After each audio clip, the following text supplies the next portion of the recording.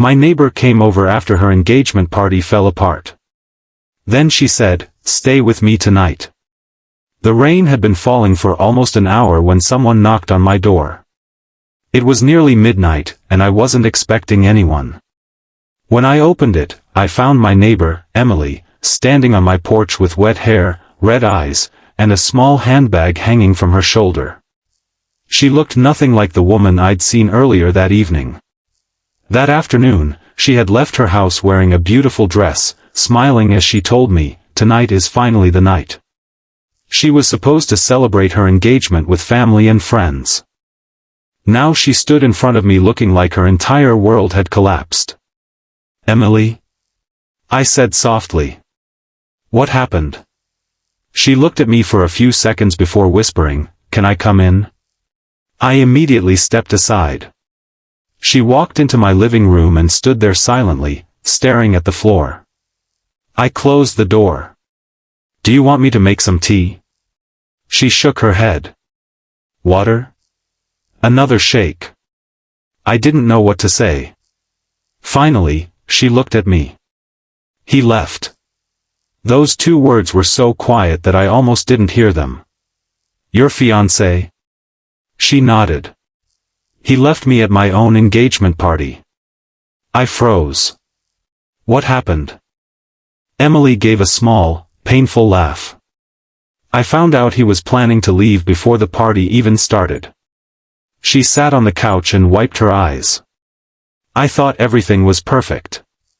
I thought I was about to start the happiest chapter of my life." She paused. "Then I found messages on his phone." My stomach tightened.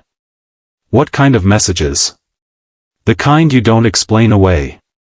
She looked down at her hands. He'd been seeing someone else for months. I sat across from her. "Emily, I'm sorry." She nodded, but tears rolled down her cheeks anyway. "He didn't even apologize properly. He just said he was confused." I shook my head. "That's not confusion." She looked at me. "Then what is it?" "Fear. Cowardice. Maybe both. But it isn't your fault." She stared at me for a moment. Then she smiled sadly. "You always know what to say." "I usually don't." "You do with me." That sentence caught me off guard. We had been neighbors for almost 2 years. We talked often. Sometimes over coffee. Sometimes across the fence. Sometimes for only 5 minutes while bringing in groceries. But there had always been a comfortable distance between us. She was engaged. I respected that. And now she was sitting in my living room with her entire future suddenly erased. I didn't want to take advantage of that moment. So I simply said, "You can stay here as long as you need." She looked toward the window. "I don't want to go home." "Then don't. My parents are there."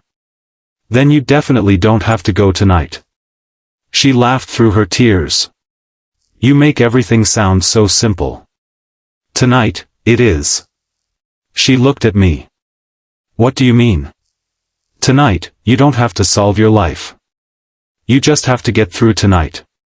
For the first time since she arrived, her expression softened.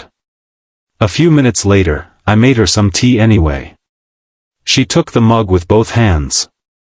We sat quietly while the rain tapped against the windows. After a while, Emily said, "Do you know what hurts the most?" "What?" "I wasn't just losing him." She swallowed. "I was losing the person I thought I was going to become." I understood that.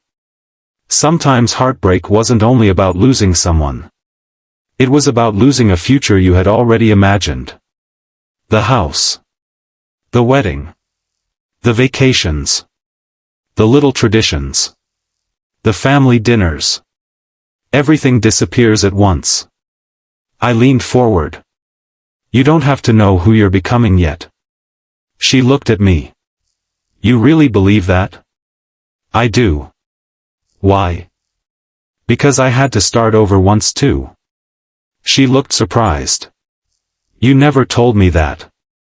I don't tell many people. What happened? I hesitated. My last relationship ended badly. I spent months thinking I'd wasted years of my life. And eventually I realized those years weren't wasted. She waited. They taught me what I wouldn't accept again. Emily smiled faintly. Maybe I need to learn that. You will. The room became quiet again. Then she suddenly asked, "Do you ever wonder what would happen if you made one different choice?" I looked at her. All the time. What choice would you change? I didn't answer immediately. Because there was one. But I wasn't ready to say it. Emily noticed my silence. What? Nothing. She gave me a suspicious look. You're hiding something. I'm not. You are. I smiled. You're supposed to be recovering from a terrible night. I can recover and interrogate you at the same time. I laughed. For the first time that night, she laughed too. It wasn't a big laugh. But it was real. And somehow that felt important. Around 1 in the morning, Emily stood up. I should go. I looked at her. Are you sure? She nodded. Then she stopped near the door. Her hand rested on the handle. I don't want to go home. I said nothing. She turned around. I don't want to be alone tonight. Her voice became quieter. Stay with me tonight.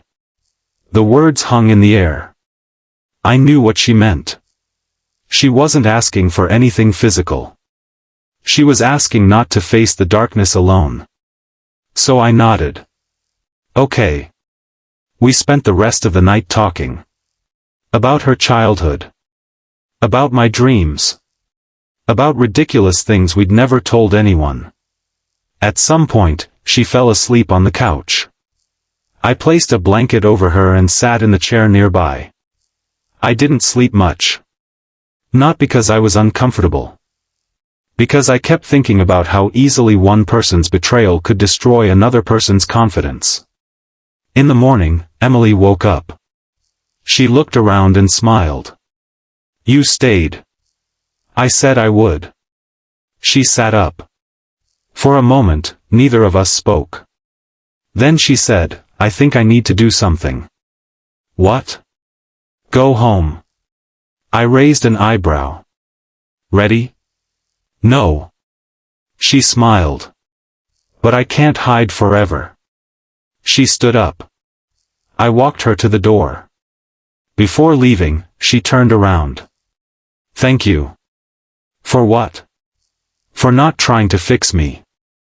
I smiled. You don't need fixing. Her eyes became emotional again. Then she stepped closer and hugged me. It was a simple hug.